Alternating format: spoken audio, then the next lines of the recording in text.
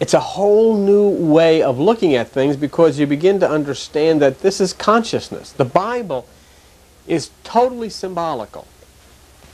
It's not a literal book. And of course, that's what the Apostle Paul said. Don't be a minister of the letter. It's not literal.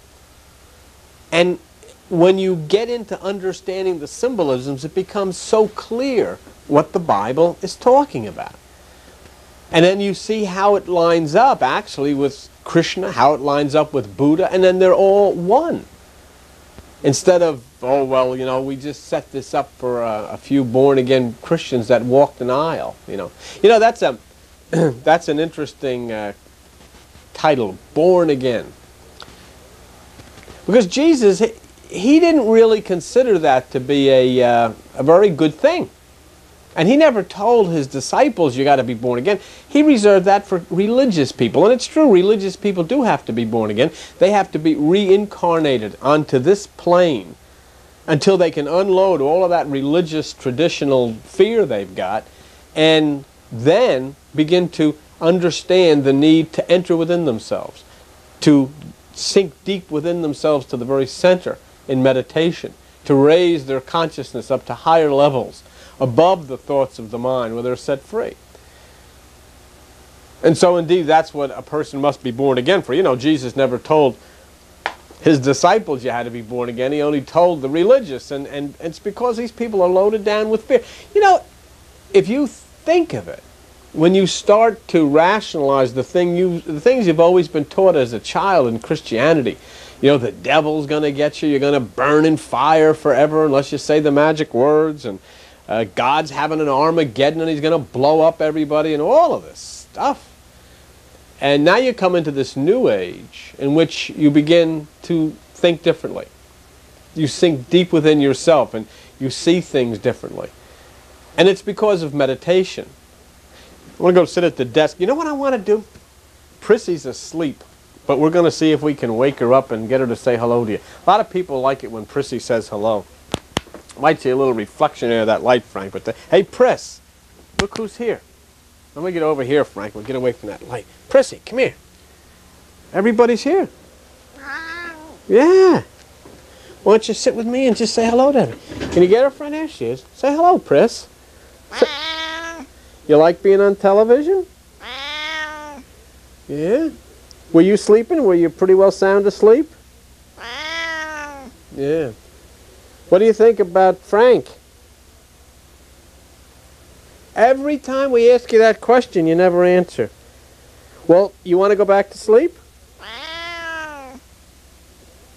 You want to say goodnight to everybody? All right. Thanks a lot, Priss. Hey, Priss. Wait a minute. No, wait, I'm going to ask you one question. Do you like to meditate? Show people how you meditate.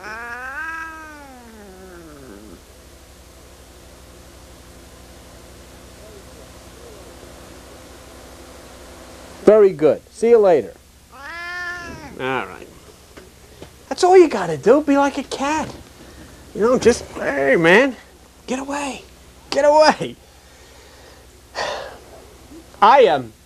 We've been doing so many different studies in various things. I was doing some teachings that were actually studies of Carl Jung. Have you ever heard of Carl Jung? Carl Jung was a tremendous psychoanalyst. He was a contemporary of Sigmund Freud. And he talked about the tensions that build up within people and how these are all electromagnetic fields, and when things are going right, these things center within you and they raise themselves up, just right up the spine, right up the very center to the higher realms of consciousness. But any kind of obstacle in your life, you know, something that goes wrong, and it can cause all of this energy to start shooting off in all different directions and you know, put you in all kinds of trouble. And that's why meditation is so important, and that's why Jesus taught meditation. You know, he said that it's important for you to practice the single eye. And single eye is meditation. That's what Jesus taught. I'm not saying what some New Age philosopher taught. I'm saying Jesus Christ said practice the single eye. It's in Matthew 6:22. I always, whenever I hear like people claim to be born again Christians, And they say, well, do you believe that Jesus Christ died for your sins? You know, that's the big thing. Well, I say, yeah. He got killed by religious people. You know, that's something to think about, isn't it? He got killed by religious people. He died trying to protect you and me from them, religious people. And what did he do? Why did he get killed? Why did Jesus Christ get killed? Because he was a revolutionary. He was a revolutionary, and he tried to teach people, hey, stay away from these religious people. Go within yourself. That's what he said. He said, you take away the key of knowledge because you don't enter within yourself. And they killed him. And the reason was he was a threat to the system. He was a threat to the religious system. And yet his teachings now are blossoming today. Because he taught, hey, you've got to get within yourself. You've got to move within yourself and become one with that which is the eternal, universal you. Say, I had one fella write me. He said, you know what I don't like about you New Agers? He says, you believe you're God. Well, you've got to understand something. You've got to either believe in the Bible or you've got to throw it away. And you know what? In John 10:34, Jesus said, is it not written in your law, I said, you are gods? That's me and you. But the difference between Jesus' teachings as approached by a New Age person and Jesus' teachings as approached by a born-again person is the fact that the New Age person obeys Jesus and practices single-eye meditation and has a high feeling of what's inside of them. The born-again person does not obey Jesus, does not practice deep single-eye meditation, and considers themselves worthless sinners. Yet Jesus Christ said, you're the light of the world, and he said, hey, you know, he didn't say he came because he was such a hotshot. He says he came to show that you're a hotshot. You're something very, very special. So when you look at hidden meanings and you look at the symbolisms in the Bible and the symbolisms in the language in the Bible, you know, you have to then pick up the pieces and say, oh, wait a minute here. If Jesus was tempted in the desert by the devil, what does that mean? Does that mean he was wandering out like in the Mojave and the, you know, by the cactus bushes and in the desert? Or does that mean that he was in a state of confusion? That's what a desert is. You know, all dried and didn't know which way to turn. Like you, like me. And then the devil speaks. That little voice that talks to you all day. You know, you never can get rid of it. That little voice that goes on in your head all day long talks to you. That's what it means. It doesn't mean anybody went into a desert and a guy in a red suit followed them. It means that when you are in that place of desert consciousness, you don't know which way to turn, everything looks alike, you start getting your mind playing tricks on you, telling you things and screwing you all up. That's what it means. So isn't that much easier to understand that than taking a fable that you've read as a little child and actually thinking that Jesus was out wandering around somewhere in a desert and some guy in a red suit chased after him? I think that as you begin to meditate and you begin to understand the Bible as a spiritual thing and not as a literal thing, it becomes very easy for you to understand things such as the Passover. To understand that what Passover is taking the blood of the lamb and placing it on the doorpost, the top of the door, one side of the door, the other side of the door. And then there is no spiritual death. Well, that's what it was all about. But you see, the lamb, actually the lamb, is that which is a symbol, okay, of the firstborn out of the renewed mind. Jesus portrayed the lamb. Jesus also portrayed the son. He portrayed both.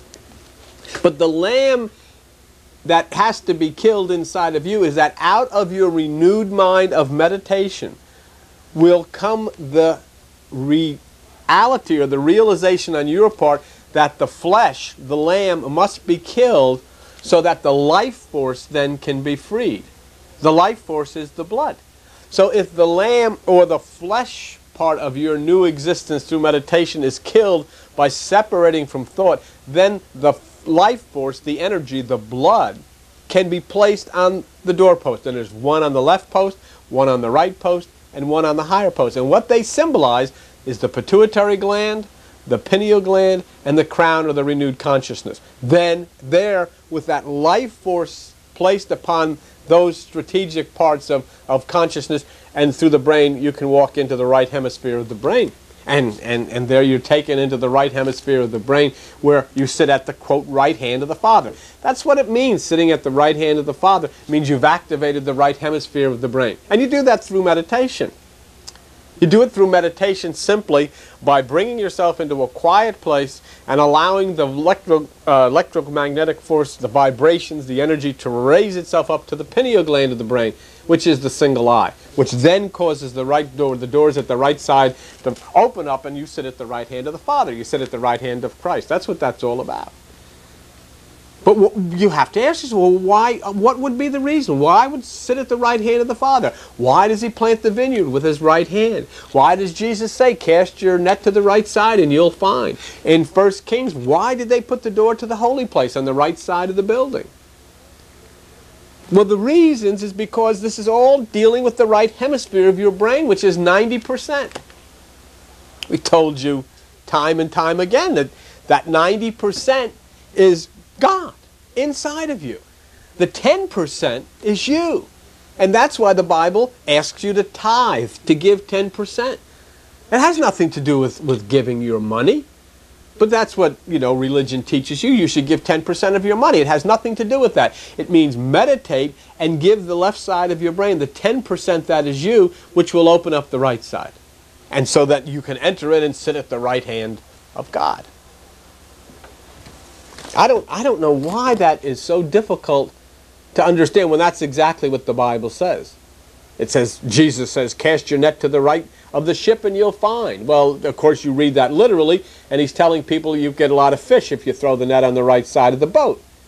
But is that really important? Is that something that has to go into the Bible? And didn't Jesus say that he always talked in parables? Everything was symbolic. You know how you can tell that that's symbolic? Because the number 9 in mysticism means consciousness. And when they cast their net to the right side of the boat, they caught 153 fish. And if you add 1 plus 5 plus 3, it equals 9. Okay? Well, you say, yeah, but where do you get that from? Well, I mean, it works wherever you do it. You sign the beast, the lower mind, 6 plus 6 plus 6 equals 18. 1 plus 8 equals 9. And right after that, 144,000 are saved. 1 plus 4 plus 4 equals 9. Number 9 is consciousness in the Bible from beginning to end. If you would like to get information about the program, and we have a Hidden Meanings TV network that you can get on.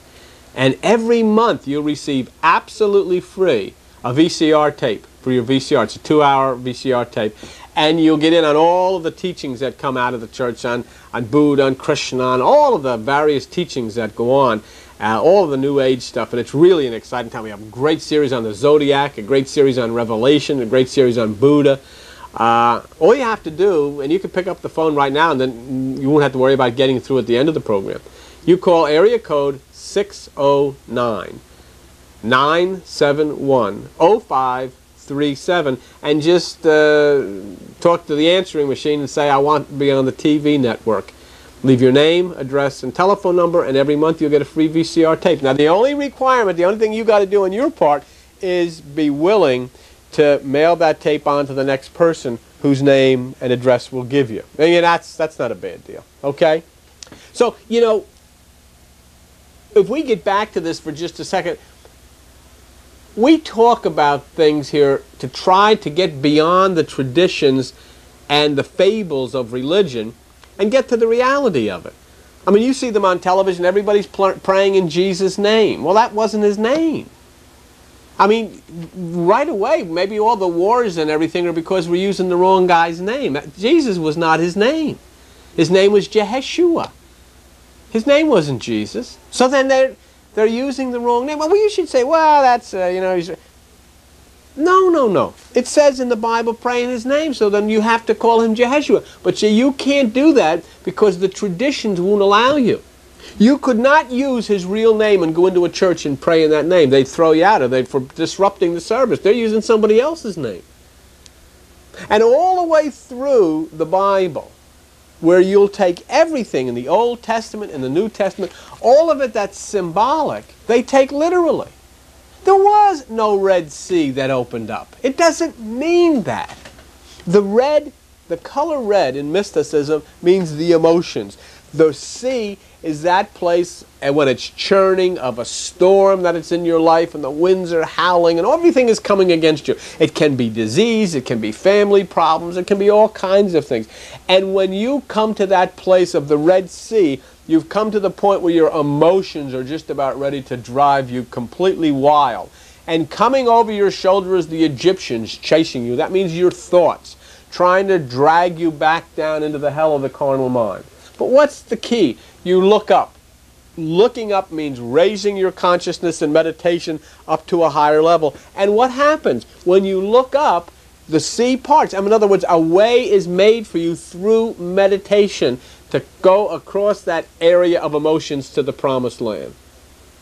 And your thoughts can't follow you there, because where you go in meditation is a place of no thought. That's why Jesus said, take no thought. That's the promised land. What good is having a heaven? There's no heaven outside. There's no place in the world called heaven, no place in the universe, because if you went up there with the condition of the minds that we have, we'd have it polluted and destroyed and a fight going on in there within 6 months anyhow. So it's saying the heaven is in you. The higher mind is heaven, the lower mind is hell. The higher mind is God or good, the lower mind is evil or devil. And then when we begin to understand these things, we realize that, yes, that's true. If I can get my mind turned into the Christ mind, I'll be in heaven. Because if I go with my mind the way it is to some physical heaven, I'm not going to be happy anyhow. Because you're never happy. You are never, ever happy. Once something happens and you get to that point where you think you're happy, what's the next thing?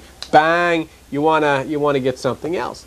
That's what Buddha would teach. We do teachings on Buddha on Sunday mornings. We alternate with the teachings of Jesus Christ. And he was saying that one of the real problems with people is their animal nature, you know. And it's where we revert sometimes when we really freak out, you know, you lose your temper. It's the animal nature. And Buddha said the animal nature which is within each one of us is really dangerous, because an animal reacts to its instinct and then is very predictable. And when an animal's actions are predictable, you can trap it. You know what that's what hunters, they know what an animal's going to do. That's where they can wait and hunt, and they can trap the animal because they know how the animal's going to react. Well, Buddha's saying that's very dangerous for you, because people then can trap you into following them, because they'll know what turns you on, they'll know what turns you off, they'll know how you react. And so what did Buddha say? Get up within yourself, take no thought, and don't allow them to know what you're going to do by your predictable behavior. That's what happens to people in religion. Religion, these evangelists on television, they know what to do to turn people on. They know how to turn you off, turn you on, like a switch. They know how to get you to spit the money out of your pocket. And it's a funny thing. Today in Christianity, people who are telling you not to meditate are the people who are setting the trap. These are the people who are lurking in the bushes setting the trap so they can control you and your money.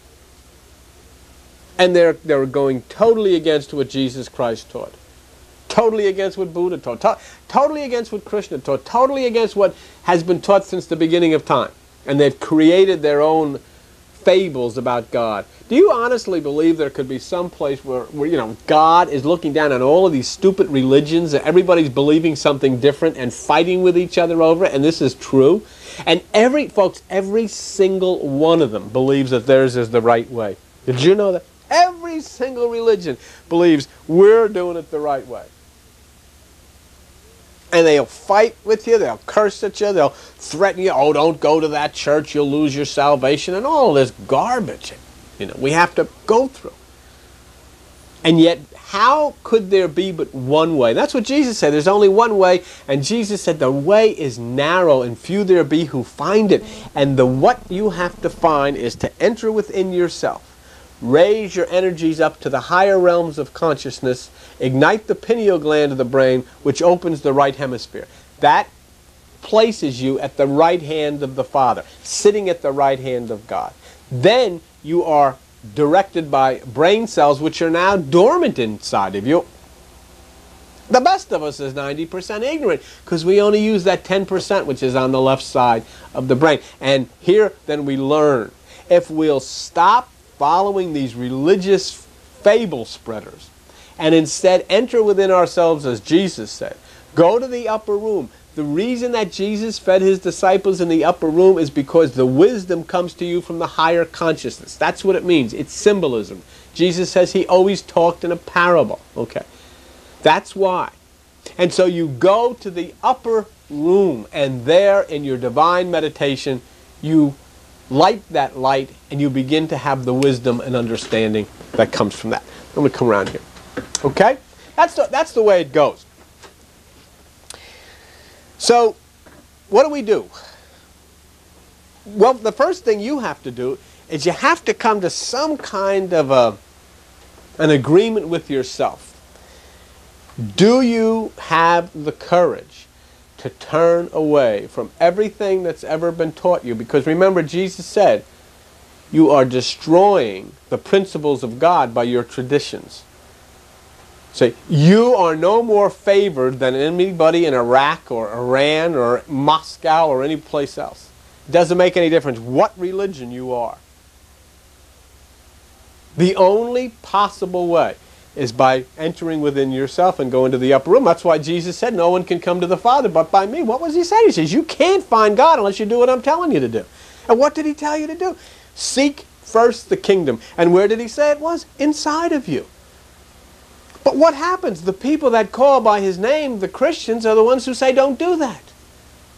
They're the ones who say don't do what Jesus teaches you to do. And look around. Look at your kids. Look at your families. Look at the disease you've had in your family. Look at the violence you've had in your family. Look at what's happened to the teenagers and all the wars. And still they're on television telling you to do the same things. This is a new age. And all I've ever come on here on television is tell you what Jesus Christ said to do. Jesus said, why do you call me Lord and not do what I tell you to do? That's a question that I ask the born-again Christians, and whenever I ask them, they stare at me. Because he said, seek within yourself for the kingdom of God. He said in Luke 11:52, you take away the key of knowledge because you don't enter within yourself. And you hinder other people who are trying to enter in. And they do it to this day. So you have to separate from them. You have to start meditating. You have to see the Bible as a symbolic book, not a literal book. The Apostle Paul said, do not take this literally. Be not a minister of the letter. It's all in the Bible. So then you have to confront yourself with this. I'd like to, one of these days just chat with you about healing. We are having so many people with serious advanced stages of cancer starting to be able to hold their own against this disease. How? By meditating. Why? Because when you meditate, you activate a hormone from the pineal gland called melatonin, which floods the body, and melatonin kills cancer cells. Dr. Barry Wilson, Richlands University Laboratory in Richlands, Washington. So then you could see where Jesus would say, hey, physician, heal yourself. You can do it. You should go to the doctor. You should take your medicine. Don't allow these preachers that are going to heal you. It's baloney. But in addition to that, you should understand the power of the mind and the power of meditation. I'd love to have you come down.